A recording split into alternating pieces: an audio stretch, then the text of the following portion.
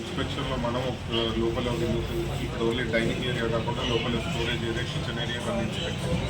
ఒకటి మనకు కొన్ని ఫుడ్ కలర్స్ ఏదైతే కేక్స్కి వాడే ఫుడ్ కలర్స్ ఉన్నాయి, ఒక 8 బాటిల్ మనకి ఎక్స్పైరీ బాటిల్స్ కనిపిస్తాయి. అంటే వీళ్ళు మొన్న రీసెంట్గా తెప్పించిన స్టాక్లో వాళ్ళు డేట్స్ చెక్ చేసుకోకుండా అట్లనే వాళ్ళ స్టోరేజ్లో పెట్టుకున్నారు, అక్టోబర్లో ఎక్స్పైర్ అయిన బాటిల్. సో అవి కాకుండా మనకి ఇంకొక 2 బాటిల్స్ ఎక్స్ట్రా మనకి ఎక్స్పైర్డ్ దొరుకుతాయి.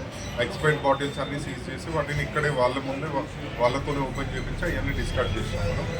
అది కాకుండా ఇంకా వీళ్ళు మనకి ఈ కొన్ని డెకరేషన్ అని చెప్పేసి కొన్ని ఎక్స్పైర్ అయిన బాటిల్స్ అక్కడ కూడా వాడుతున్నారు. అవి ఫుడ్లో వాడట్లేదు, బట్ ఎక్స్పైర్ అయిన బాటిల్స్ డెకరేషన్ కోసం పెట్టుకుంటున్నారు. అది కూడా డిస్కార్డ్ చేయించి వాళ్ళకి క్లియర్గా మనం ఇన్స్ట్రక్షన్స్ ఇచ్చాం. అట్లా ఎక్స్పైర్డ్ బాటిల్స్ ఎట్లాంటిది వాళ్ళ షాప్లో పెట్టుకోవడానికి కుదరదు అని చెప్పి. రెండోది ఒకటి ఏంటంటే వీళ్ళు లైసెన్స్ చేయించుకున్నప్పుడు వీళ్ళు బేకరీకి లైసెన్స్ చేయించుకున్నారు, మ్యానుఫ్యాక్చరింగ్ లైసెన్స్ లేదు. సో ఇమీడియట్గా మ్యానుఫ్యాక్చరింగ్ లైసెన్స్ తీసుకోవాలని చెప్పేసి వాళ్ళకి నోటీస్ ఇష్యూ చేయడం జరిగింది. సో అది ఇమీడియట్గా వాళ్ళు 1 or 2 daysలో అది క్లోజ్ మేము చేయించేస్తాం మ్యానుఫ్యాక్చరింగ్ లైసెన్స్ తీసుకొని.